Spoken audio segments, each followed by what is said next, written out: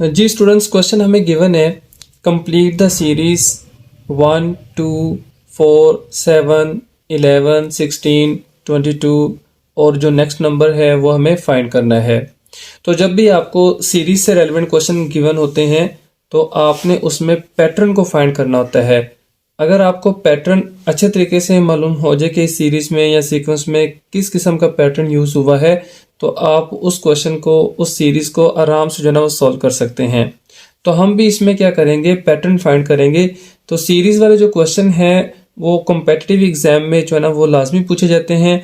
तो इनकी आप जितनी भी प्रैक्टिस करेंगे उतने ज़्यादा जो है ना वो आपको जो पैटर्न है उसकी जो है ना वो आसानी से जो है ना वो आपको याद होना शुरू हो जाएंगे। तो देखें, हम अब इस सीरीज के अंदर हमने जो है ना पैटर्न को ही ढूंढना है कि किस पैटर्न को फॉलो किया है।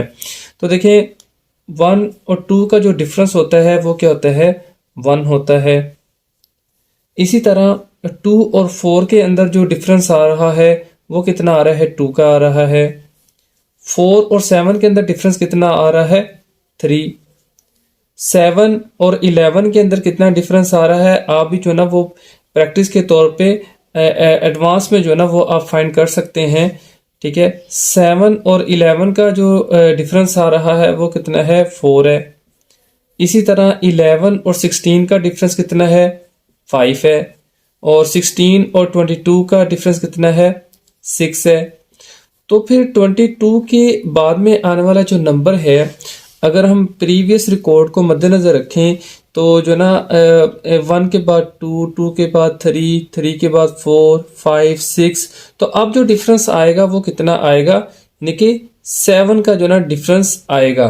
ठीक है, तो आपके पास एक ऐसा नंबर आना चाहिए कि जिसमें से प्रीवियस नंबर को माइनस करें तो आपके पास आना चाहिए 7 आना चाहिए। तो देखें 29 जो है ना वो नेक्स्ट नंबर जो है ना वो आ रहा है कि जिसमें 29 को अगर 22 को 29 में से अगर 22 को आप माइनस भी करते हैं, डिफरेंस भी फाइंड करते हैं तो वो कितना आएगा, 7 आएगा। तो ये था जो है ना आपके पास इस नेक्स्ट नंबर। तो और ये तरीका था फाइंड करने का। आप जो है ना वो ज़्यादा से ज़्यादा सीरीज़ वाले क्वेश्चन को प्रैक्टिस करके जो है ना वो इनको अच्छे तरीके से लर्न कर सकते हैं। और ये हमारे पास क्या है, इसका आंसर क्या आएगा फाइनल, 29।